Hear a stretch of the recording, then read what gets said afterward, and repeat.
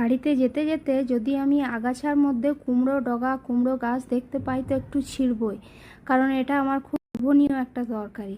তো এখানে দিদি বলছে অত জঙ্গলের ভেতরে যাস না, কিন্তু দেখুন আমি এই ডাঁটাগুলো এখান থেকে তুলে নিলাম। চলুন এগুলো এবারে ছোটো করে কেটে নিয়েছি, আলুও কেটে নিয়েছি এর সঙ্গে ডুমো ডুমো সাইজ করে।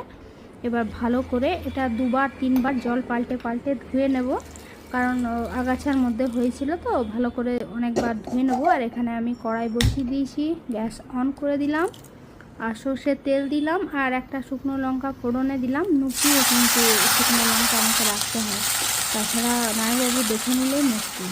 এই তুমি শুকনো লঙ্কা দিয়েছো, পেট জ্বলা শুরু হয়ে যাবে, বুক জ্বলা শুরু হয়ে যাবে, কত কি আরও শুরু হয়ে যাবে।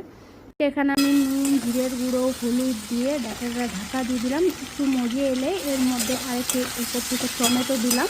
এবার একটু ভালো করে ভাজা ভাজা করে নেব। ঢাকা চাপা দিয়ে দিয়ে রান্না করছি, তাহলে এটা এমনিতে অর্ধেক সেদ্ধ হয়ে যাবে আর টেস্টটা অনেক বেশি হবে। এবার এটার মধ্যে জল দিয়ে দিলাম, একটু মতো জল দিলাম, খুব ঝোল ঝোল রাখবো না। এখানে এবার ঢাকা দিয়ে দিলাম। এই দেখুন সবজিটা হয়ে এসছে, ভাত দিয়ে খেতে একদম জাস্ট জমে যাবে, আর কিছু লাগবে না। আর আমি আয়ুষির বাবা দুজনেই এই সবজিটা খুব পছন্দ করি, এমনকি এটা আয়ুষিও পছন্দ করে। তো চলুন এবার ভাত দিয়ে খেয়ে নিই, ভালো লাগলে লাইক করবেন।